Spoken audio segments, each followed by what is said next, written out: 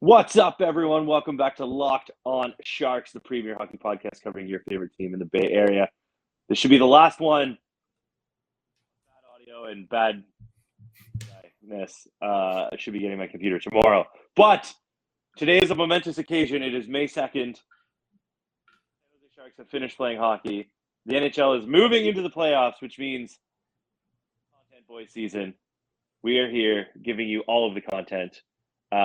Weirdly, our listenership goes up in the offseason. I don't know how that works, but you guys are sadists, I guess. So welcome back to everybody who is here. Draft profiles coming up. Questions, topics. If you want us to cover something, you can let us know. We will for sure be saying their value has never been higher, repeatedly, over and over again. Buyout talk this year. We have a goalie menage a trois. We have lots of stuff to cover. Draft, free agency, all that good shit. So stay with us. The Content Boys are here. It's our season. Content season. Boy season? Not enough content for Boys Town.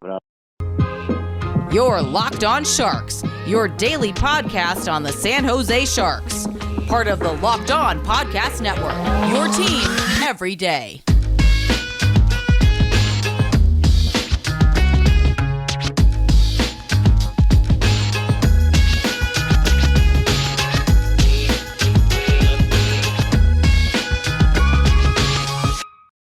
I like that JD just cuts me off when I'm starting to say stuff. But the end of that joke was not enough content for Boys Town, but not enough boys for Content Town. I'm your host, Kyle Demetrius. Back with me as always is co-host JD, the itchy lot to my scratchy lot. Remember where we parked? It's such a good itchy and scratchy land is probably a top 10 episode. That's very good.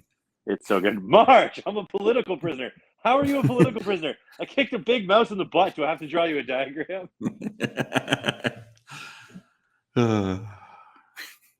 It's just chock full. I wish there was a hole I could crawl into and die. All right, throw in all. You get to celebrate New Year's every hour? It must be amazing. I want to die. No, Mom. All of the things have weird names. Oh, in that case, I'll have the baby guts. Lady, you disgust me. You disgust me. Also, me and my brother, whenever we see like a small something, like small animal or like something that's tiny, we'll often say, "Oh, look at the cute little baby axe."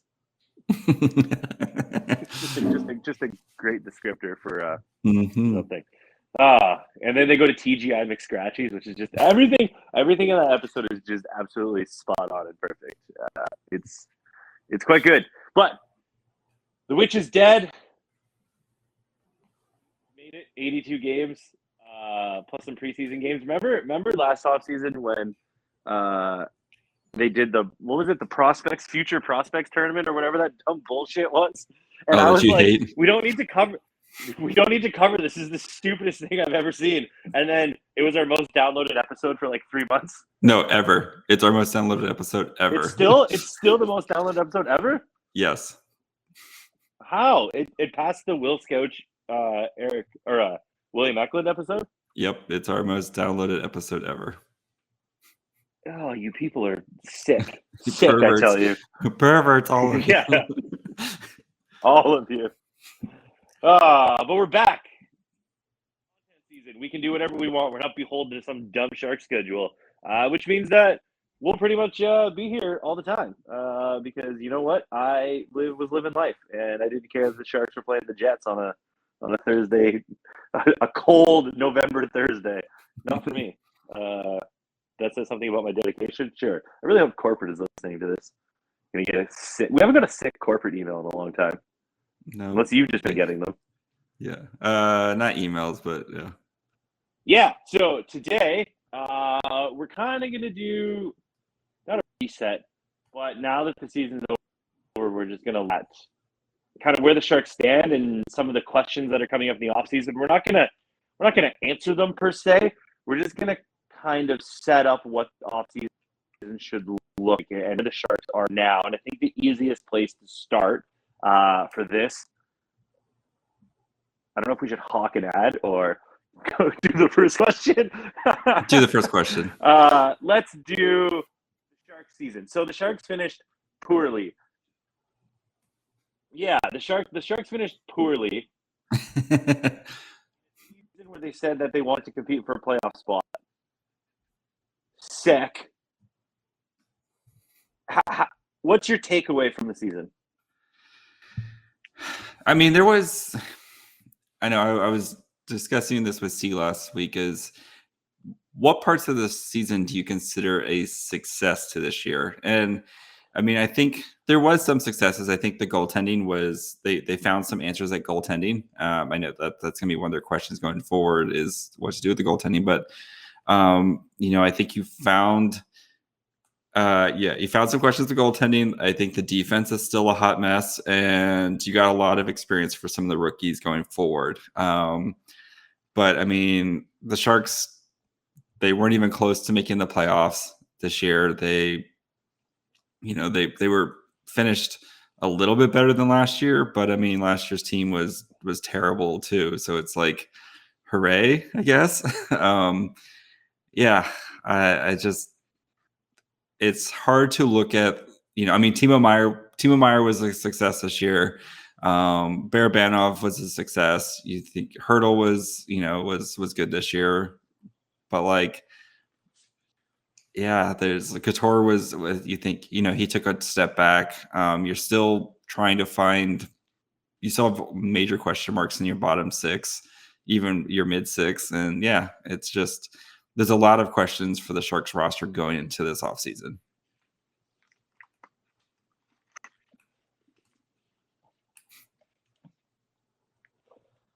Yeah, he said, what parts do you think are a success? Other than Timo, I don't really know what. I mean, I'd say the biggest goaltending success was the 2020 draft looks really good. Yeah, I mean, the goaltending, you found that's probably the biggest success. But I don't know. I think the goaltending. 4 years old. Who cares? Yeah, but I mean, like he signed to another year, and then Kaapo Kähkönen showed. I thought he looked really good down the stretch, and like, I think that's something to build off. It's not the goaltending. The goaltending as a whole isn't a success.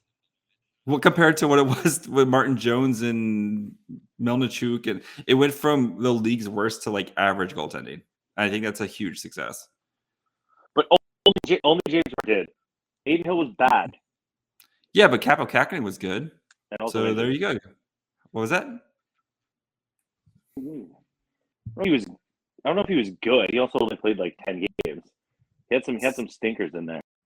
And he had some great games as well, too. Like, that's goaltending. You're going to have both. So I would say, I think Kaapo Kähkönen played well in his brief time with the Sharks. So he had 11 games, 10 starts. He only won 2 games because the Sharks stink. 916 save percentage, 286 goals against average, 7 quality starts in there. Like, yeah, I mean, he played. How many games did he play? He started 10. He played 11 total. So 70% of the games. Okay, I guess he's a little bit better than I thought, but at the same time, he might not even be on the team next year. So I think he will be. I just don't think looking at James Reimer being like he was really good is a success. Well, they wanted to fix the goaltending, and it seemed like they've at least fixed it for this year. But before we continue our dive into some of the big questions about the Sharks, let's go ahead and take a quick break and talk to you about our friends over at BetOnline. BetOnline is your number one source for all your betting, sports, and stats info. Find all the latest sports developments, league reviews, and news, including this year's basketball playoffs and hockey playoffs and the start of Major League Baseball season. You can go check out all the first-round odds. The one that's the tastiest to me, the Tampa Bay Lightning, plus 110 to beat the Maple Leafs. The Maple Leafs haven't gotten out of the first round in forever, so I don't know why the Maple Leafs are favored. I know the Maple Leafs are good, but I would lay money on the Lightning there to beat the Leafs just because it's the funniest of the all things that would happen. So head over to BetOnline. They've got everything you need from your sports wagering information, from live betting, playoffs, esports, and more.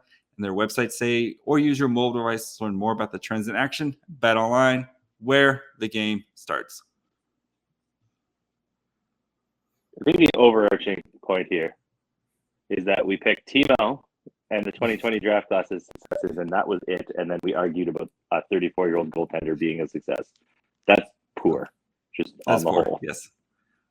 Which is, probably why there might be looking at. This is bad. Yes. So that's probably why they're going to be looking at. I mean, we should start with the biggest topic of the Sharks, and that's their search for the general manager. And I think that overshadows everything that happens this offseason. As Doug Wilson stepping down after being, the general manager for 19 years, and it seems like they've said they're going to take their time with it and stuff. They're supposed to start interviews this week to try to find a replacement for Doug Wilson. They apparently have 25 to 50 candidates, which just seems outrageous to me. But I guess they're going to, turn over every stone to try to find the right candidate. And then I think insane. Yeah, that's a lot of people. I mean, it could just be a list. I don't think they're going to do 25 to 50 interviews, but God bless you if you're going to do 25 to 50 interviews. But and then I think tied with that is Bob Boughner's future. Because I would assume a new general manager is probably going to want to pick their head coach.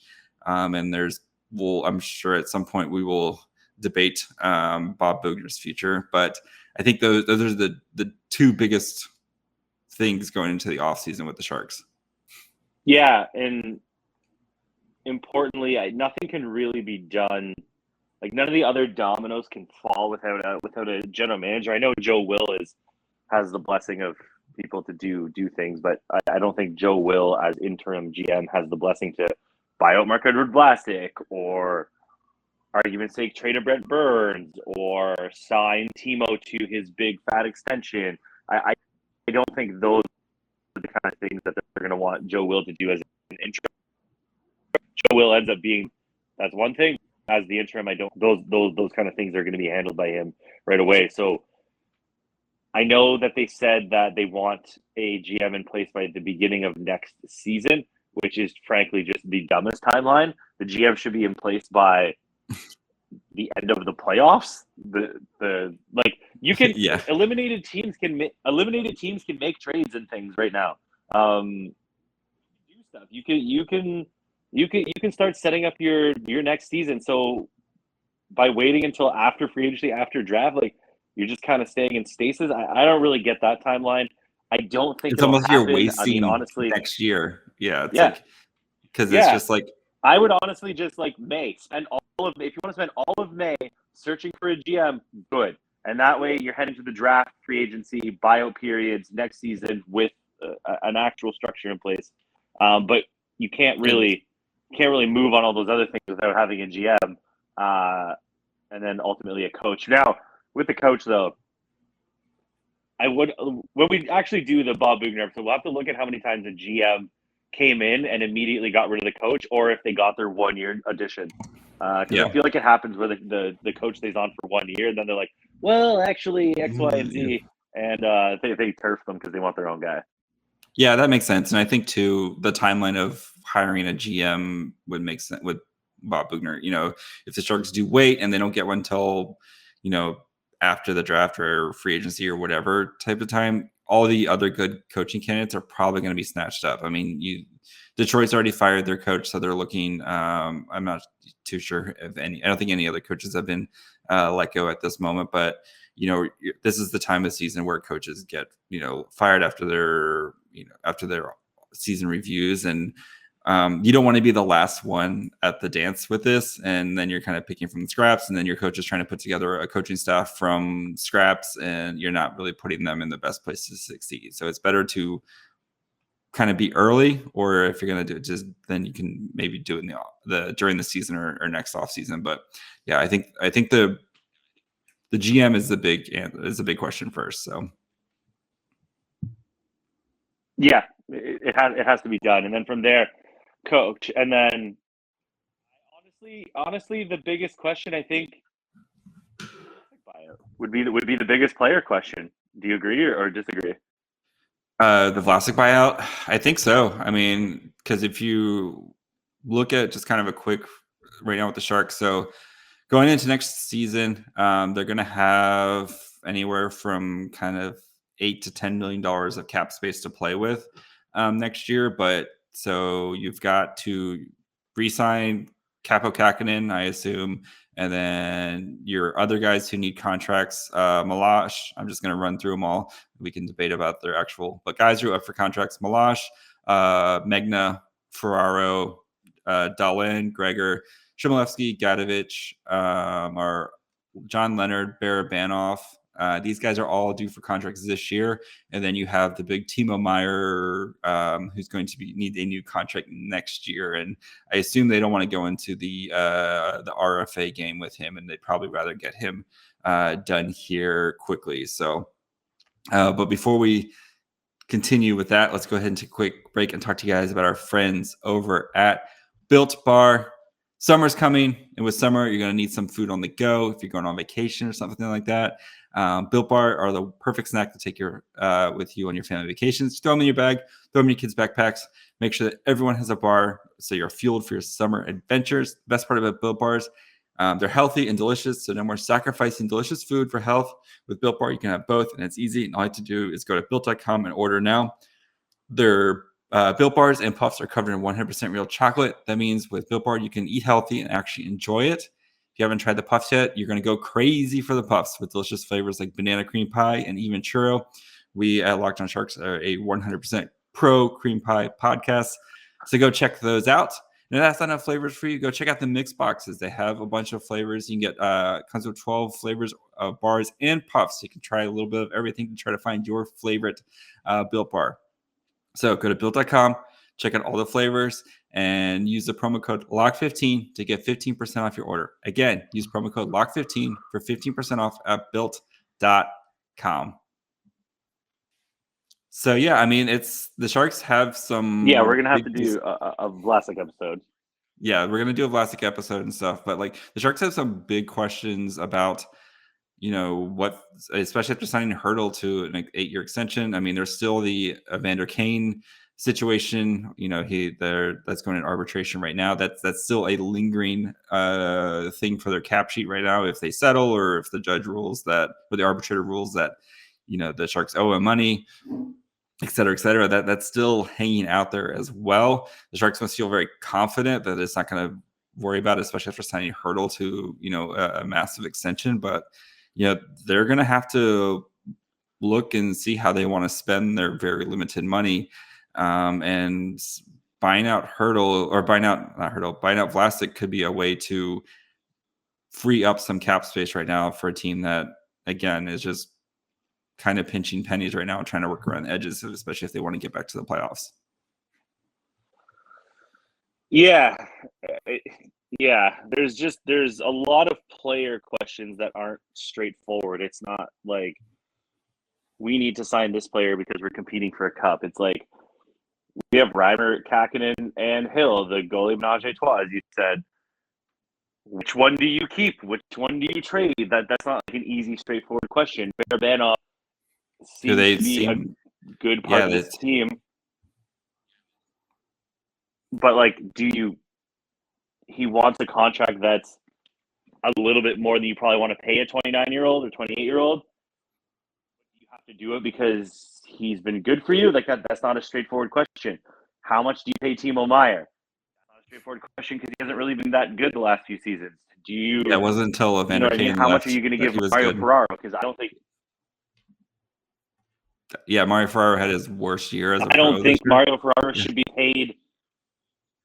Yeah, and if you look at his best years, I don't think he's this top pair guy. I don't even really think he's like this rock solid number 3D on your team. I think he's been closer to a solid, maybe fourth guy in your top four, but third pair guy.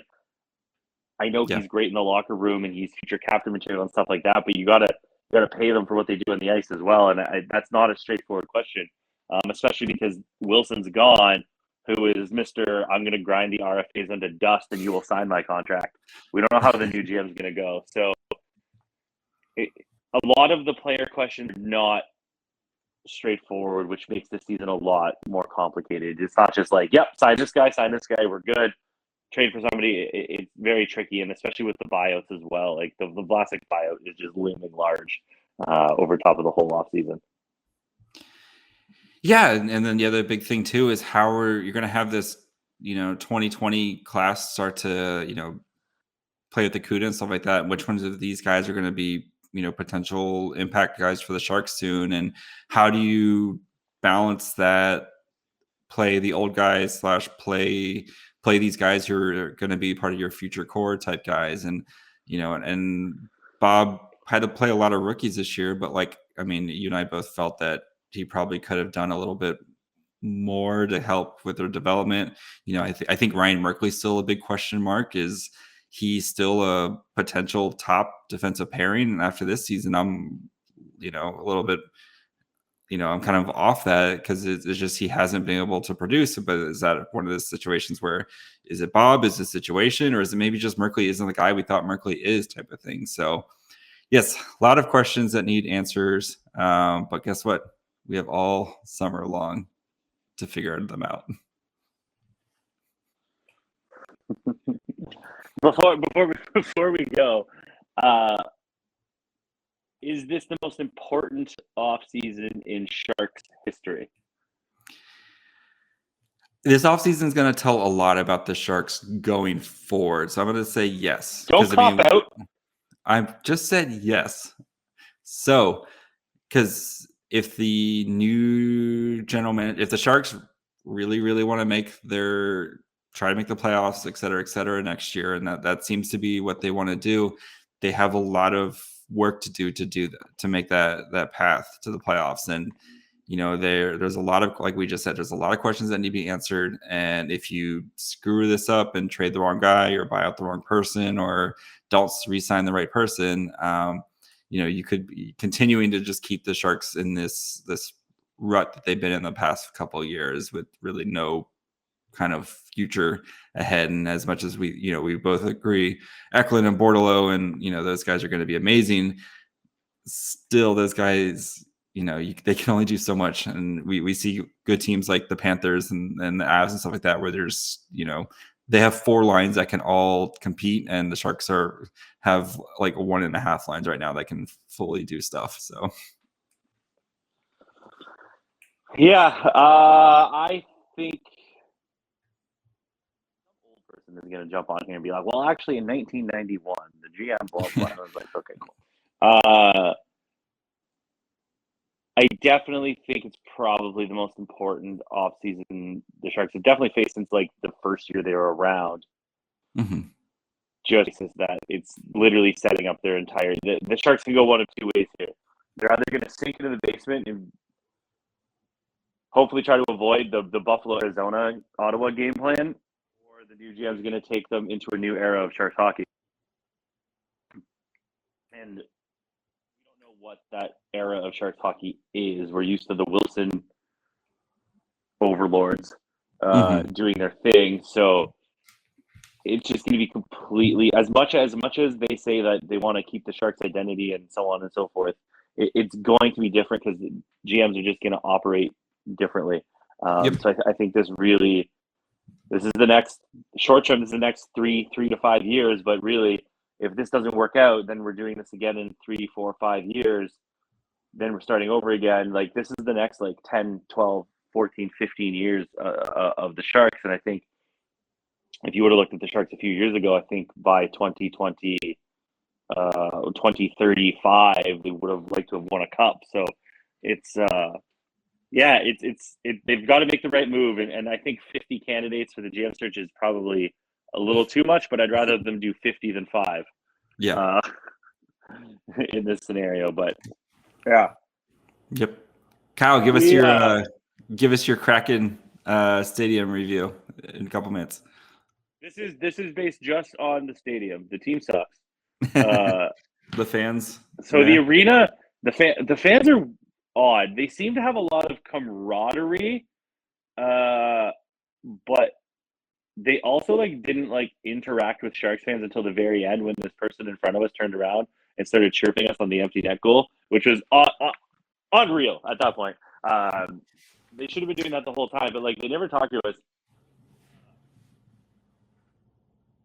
Sharks fans in Seattle didn't interact with us really. I sat beside one, he didn't talk to me, and then there's 2 behind me who didn't talk. It was very strange. But anyway, the arena is super, super nice. as you had mentioned, you didn't clock this until you told me. You walk in at the 200 level, and when you walk out, you're at the top of the arena, and you have to actually go down like into the ground to get to the 100s. But the seats, like the whole arena, it's got good sound because it's very vertical. It's like not flat. The seats going up, they're like very steep at the top, which is cool. But I was sitting near the top of the stadium, and I had a pad on my seat. It wasn't just a hunk of plastic. There was like an actual thick, like 3-inch foam pad. It was very comfortable. Also, the armrests on the seats move up and down. Oh, nice. Moved out of the way. Nice. Yeah. Still figured that out after the second period. Yeah. Awesome. Big or anything of that. Really bright in there. Really good sight lines. Like we were sitting up top, and we could still see the whole ice. It was great. Loved the split jumbotron. It was like this weird angled 2 smaller jumbotrons. Absolutely ruled. Great idea. They have like an arboretum at the end, which was cool to look at. Getting to the stadium was pretty easy. Like the concourse outside the stadium was just stairs and concrete. It was pretty straightforward. The security staff were friendly. Buying tickets was a nightmare, but yeah, the food was good. Had a Nashville hot chicken that was pretty tasty. With these like really like thin like chip fries almost, which was pretty cool. Beers were outrageously priced, but hey, that's what you get. They also don't make you open your beer. You just walk in there and you just like grab a tall boy and then scan it and walk out. So nice. We shotgunned beers in the stadium, which probably good thing security didn't see us. Yeah. All in all, like the actual arena is really, really nice. They did it right. I would hope so because Jeff Bezos has a lot of money. So if the product is better, it's going to be good. The fans seemed like they were having a good time, so it should be good. But yeah, this isn't a Kraken podcast. It's a Sharks podcast in the summertime. If you would like to have us cover a topic off season, please let us know on the internet. Locked On Sharks, Twitter, Facebook, Instagram. You can also leave a comment on YouTube, Locked On Sharks. I don't think you can leave a comment on Spotify, but you can leave a review on Spotify or Amazon and let us know. 5 only. If you leave us a review with a comment, we will read it. Oh yeah, we did have one a while ago. I didn't read it though. We'll get to it eventually. We'll get around to it later. We'll do it on a different episode. JD is at My Fry Hole. Kyle is at Kyle Demetrius. Thank you guys for making us your first San Jose Sharks listen. Go check out some of the other amazing podcasts on the Locked On Network, such as the Locked On NHL or Locked On NHL Now. So if you want to get a nice taste of what's going on in the playoffs, since we don't know what playoff hockey is like anymore, Kyle, imagine us actually covering playoff hockey. It would be glorious. But or go check out one of the other amazing podcasts, such as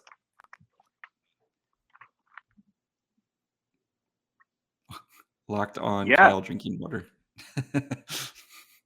What? Nothing. Pick up podcast. Oh, my internet cut out. Locked On New York Jets. Bye, friends.